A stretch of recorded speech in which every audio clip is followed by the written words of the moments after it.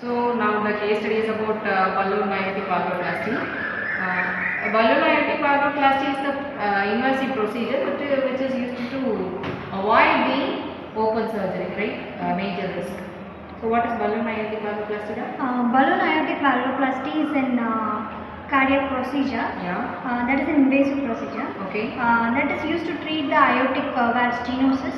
That is narrowing of the aortic valve. Severely stenosis. It is used for both in adult and also in pediatric, right? Yes. Pediatric patients also sometimes we use to open the valve, stenosis valve. It is an technique, percutaneous technique, where a balloon catheter is inserted into the stenotic aortic valve and inflated, and which is split the fused commissures and improving the blood flow. Okay, stenosis valve get opened during this procedure, like balloon mitral valvoplasty, likewise here balloon aortic valvoplasty, right? Particularly in patients for non-surgical patients and for TAVI, that is transcatheter aortic valve implantation. Okay. Then indications now.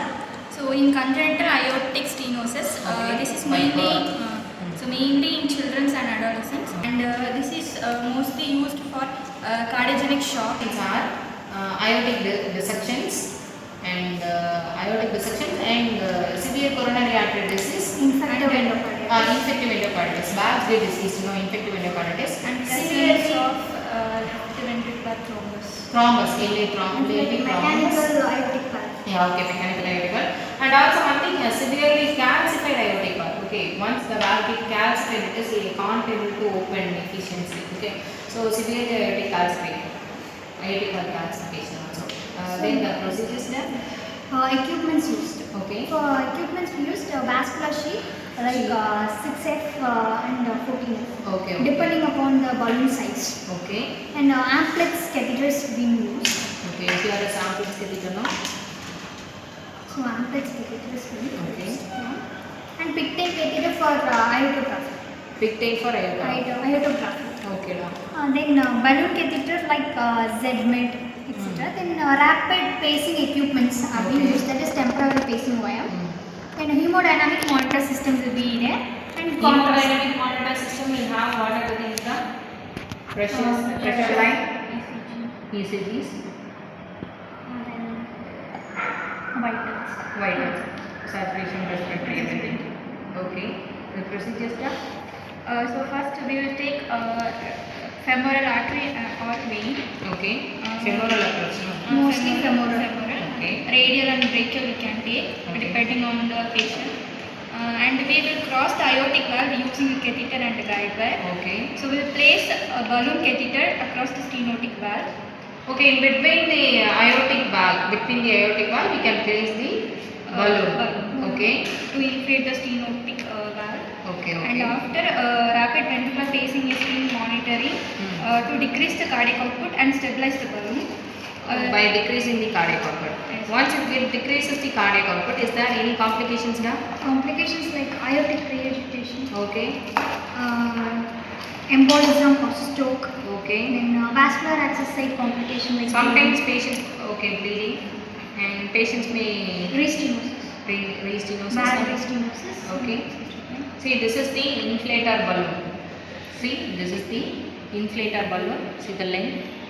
And the balloon which is placed between the aortic valve, and the one end is connected to the dilator, which get dilated continuously using certain pressures. By dilating the valve, the stenosis valve get opened. The commissures of entire valve annular get opened. By opening, Aortic valve orifice here. okay. And the stenotic valve get opened. The flow, cardiac output can be maintained, regulated by normally There will be presence of annular rupture also. Oh, chance of.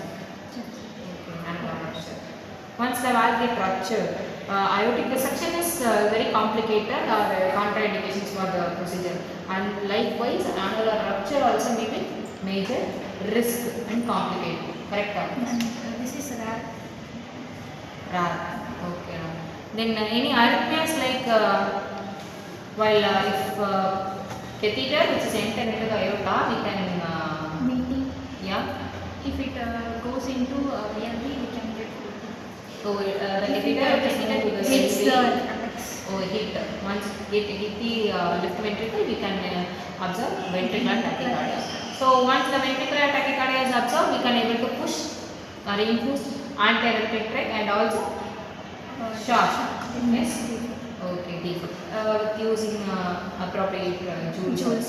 Okay. Then hemodynamic goals are. So we can decrease the mean gradient pressure in the aortic valve. Okay. And we can increase the aortic valve area. Okay. And also improve cardiac output. Okay, mean pressure get decreases one thing, and aortic valve area get increases by opening or dilating the stenosis valve area, and by dilating the stenosis valve area we can observe increased cardiac output.